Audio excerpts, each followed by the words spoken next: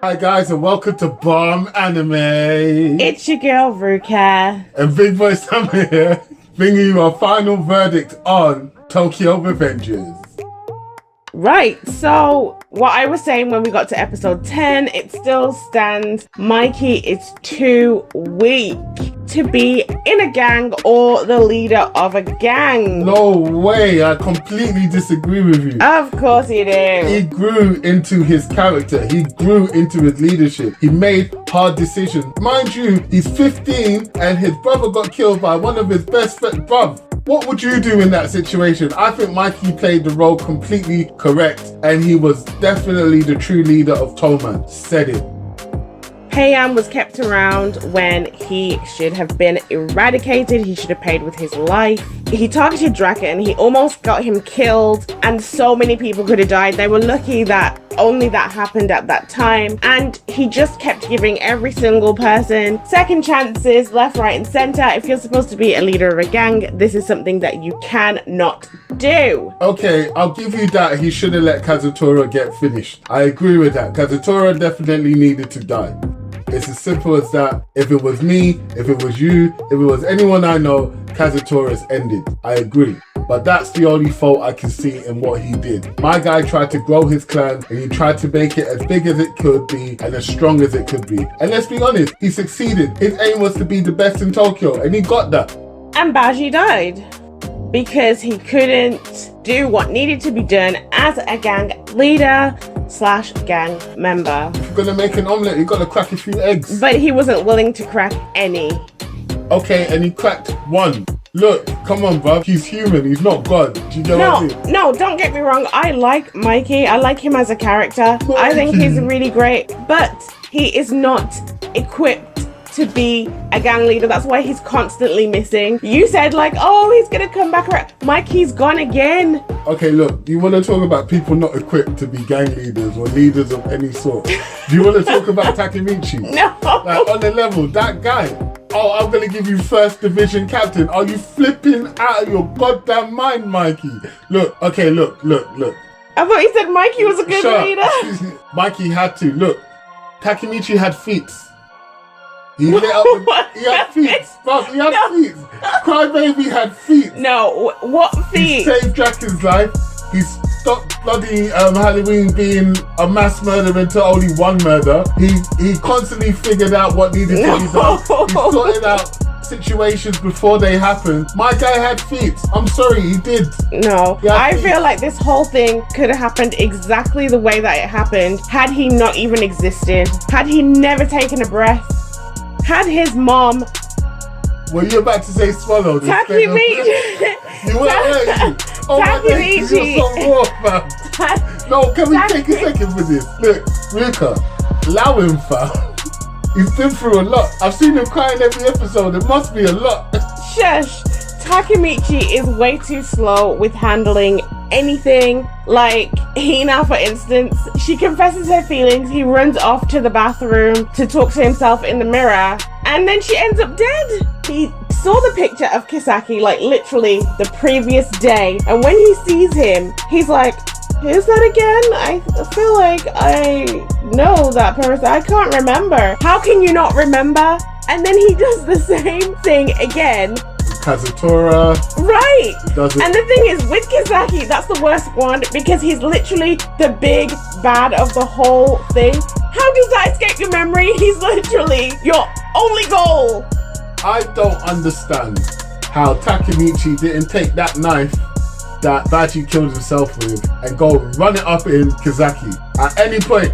Seriously, he couldn't even climb up the cars. He couldn't even climb it. He just stood at the bottom crying. Yes, I understand the feats that he has. You are correct. Thank you for listing no, them. there's feats, man. So Look, he's got much feats. trust. In the eyes of the gang, he did some super things and he brought the gang together. He deserved the captainship, but as a human being or as a character, he had no business taking it. Worst MC of 2021. My guy cried more than Deku. I don't think there was one episode where he didn't cry. I just want to know what happened to Hina. Yeah. Hina was the whole point of this whole thing. And okay, you came back to the future, well, present, whatever. And obviously you got whisked away and there was a meeting and this, that and the other. You couldn't do a quick Google search to see if Hina got killed or anything. He Googles nothing. He Googles nothing. This is what I was even saying to you as well. When he was saying he didn't know who Kisaki is, he was in the present with the cop. He has access to like records and he didn't search Kisaki's photos of him at school so he would know exactly who he was. He didn't search where he lived or who his family was so that things could be easier. He just waited for it to come into his lap. And it kept coming into his lap. He kept getting all of these things just happen as if serendipity was on his side. And yet you mean to tell me that the fact that you came into the present, you're not looking for Hina straight away? Straight up, Google, bruv, Google would have been in my hand so fast. 1 minute, guys. Hina. Alright, cool. She ain't dead. Alright, let's do this meeting. Also, what do you think about me? That's what Kizaki said to Takemichi and Shifuyu. What do you think about me? You hate me, don't you? Let's have a drink. Are you stupid, man? I know that. Who didn't see that coming? Stupid, man. Look, I ain't drinking nothing from an enemy. I ain't eating nothing from an enemy. Right. If you're an enemy, I want you to bow down and die. It's as simple as that. I'm not trying to eat your food. I'm not trying to know your family. I'm not trying to be your friend. I hate you. I've hated you for 12 years. But I'm gonna have a drink with you though. Get out of here, fam. You deserve to be drunk.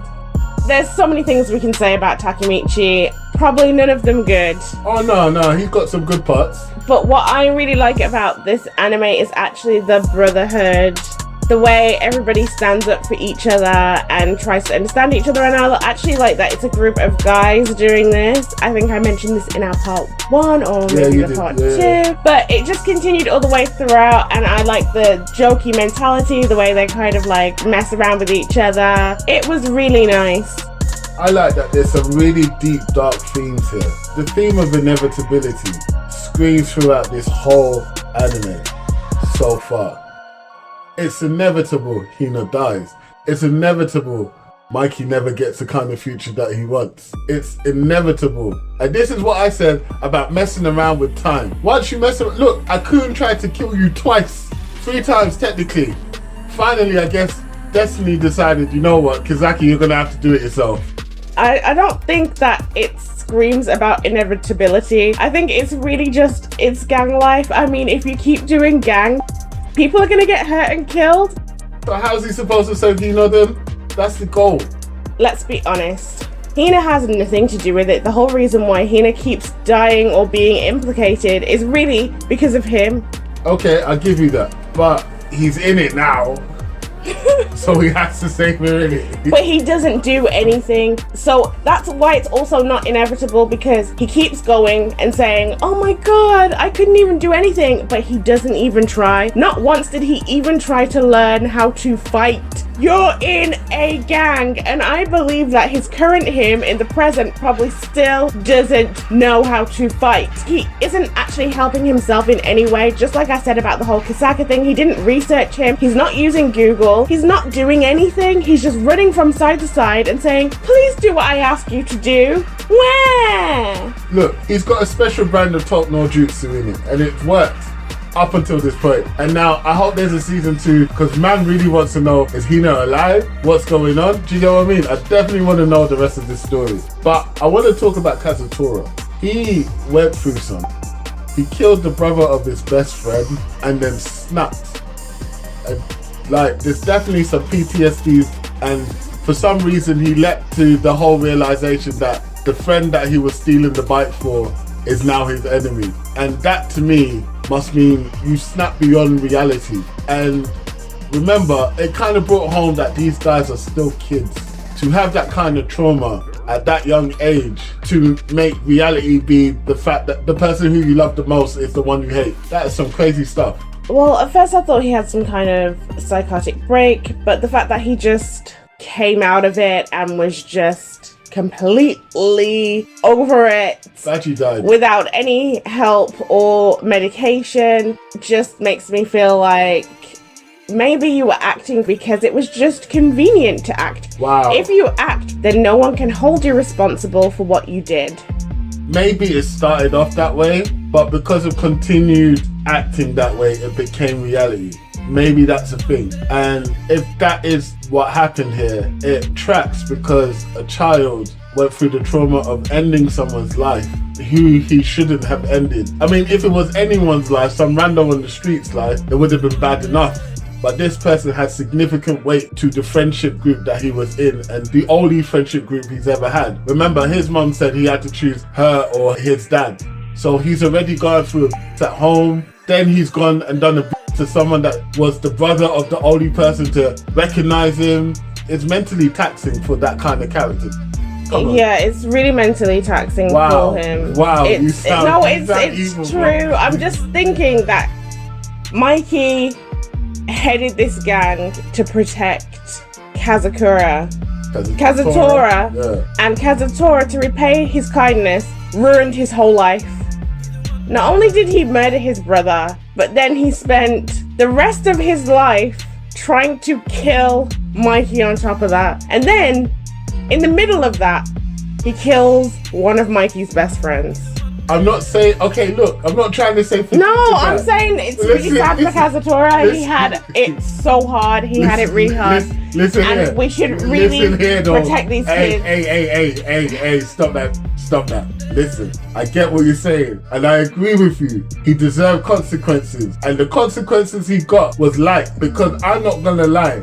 From time I heard that Mikey was gonna duppy him to death, I was like, okay, ain't that what's supposed to happen? But Mikey again did forgive him. Well, Kazutora is getting too much breath, so why don't we move on to someone who actually deserves our words, such as... Nah, you deserve a clap for that. That was clever. That was clever, Ruka. Ruka, you clever. Such as Naoto. Naoto has the most tragic life. Yeah. Because he found out about his sister dying when he was, how old was he? 5 or something like that. Some young age. And he's actually dedicated his entire childhood, teenage years, young adulthood on trying to save his sister's life. He's actually the only one that feels the full weight of all of this time travel. He's the only one who's known about it for the whole time. He knows all about the time travel and all of the different differing events. He literally became a police officer in order to help facilitate fixing this mess of a present. It's just crazy. Like, what a burden. Obviously, this anime left me with questions, especially Naoto being the biggest one. One of the biggest one, I should say. How is he immune from this time thing? Right. Why is he immune from this time thing? Why is he burdened with all of this? Why him? Like, Because you know what I mean? Takemichi is a dick.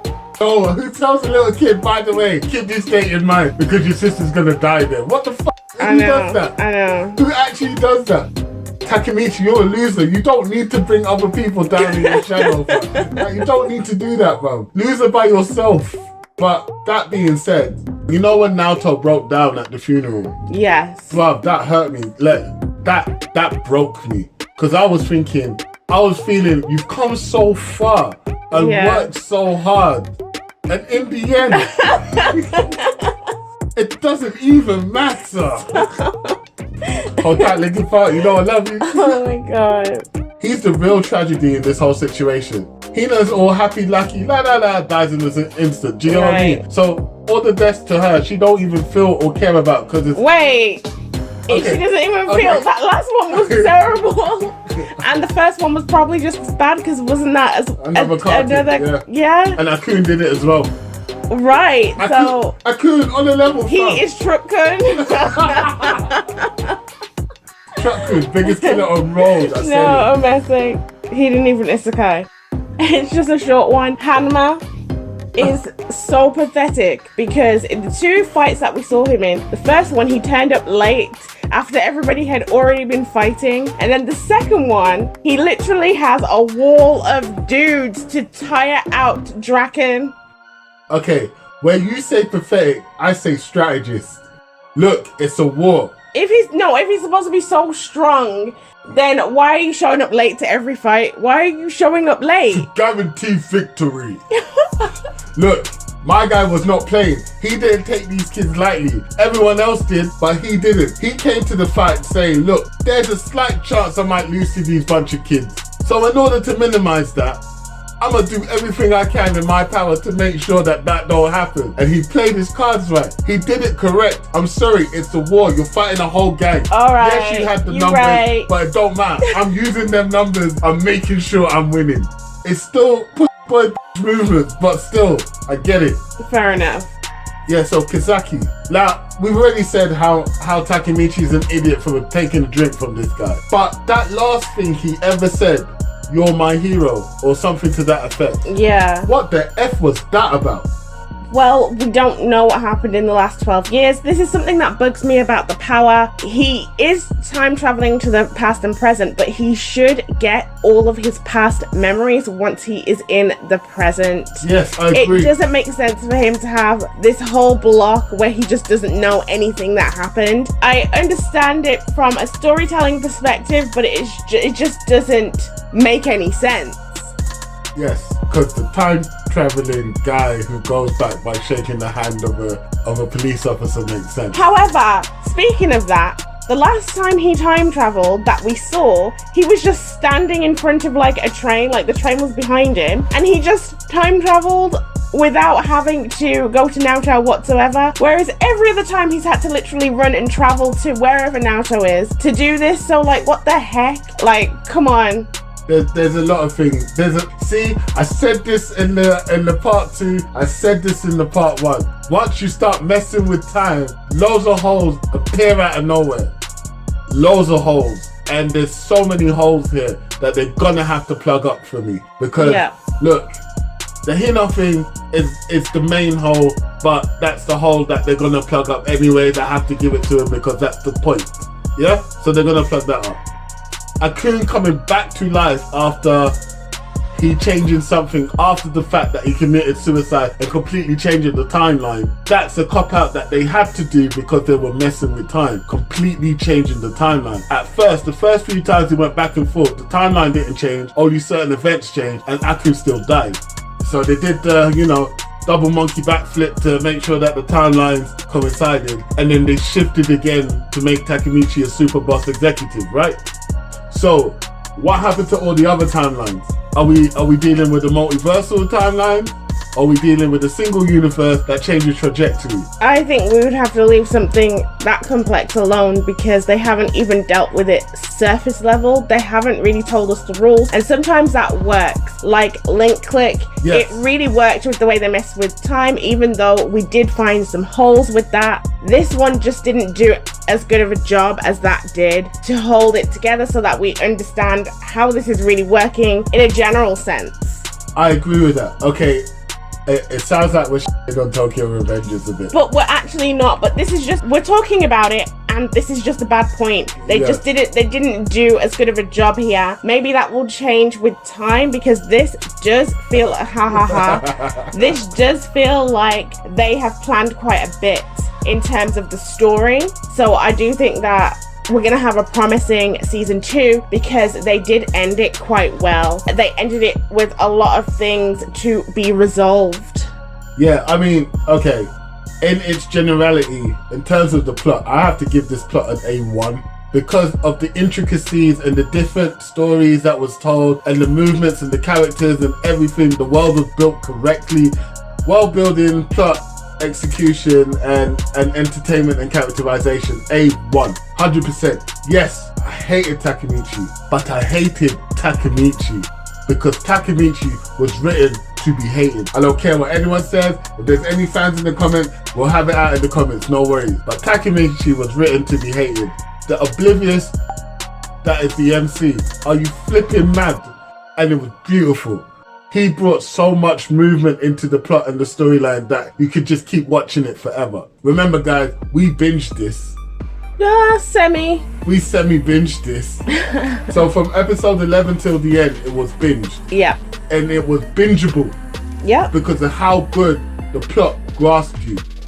So I have to agree, the story just unfolded really well, and they have got the story to back story ratio perfect. Yep. Also, I really like the animation. I love the way that they animate motion in the hair and the clothes. The trees had a lot to be desired. Like, why were they doing that? It was so weird. But no, the way they animated motion, everything was really good. The color schemes were really nice. Everything was it was really nice. And I also liked the way they named their fights as if it was a serious war. You know, they had the dates like 2003. They had all the dates there, and they were naming their battles like the Bloody Halloween, you know, like the Battle of Hastings. Like, they were just, it was funny. They were coming in. I liked it. I liked that a lot. So let's move on to our verdict. I feel like you already gave your verdict. Look, Is this a hot or a not? I'm gonna say this straight. This anime is a hot. It's the best anime of the season. I mean, what else do you want? You had fights, you had story, bruv, and you had good enough graphics. That's it. Hot. This was definitely a hot for me as well. I thought that they did such a good job. It was bingeable, and I can't wait for season 2. I'll definitely watch it. Don't forget to like, subscribe, and share. Let us know what you think in the comments. Peace.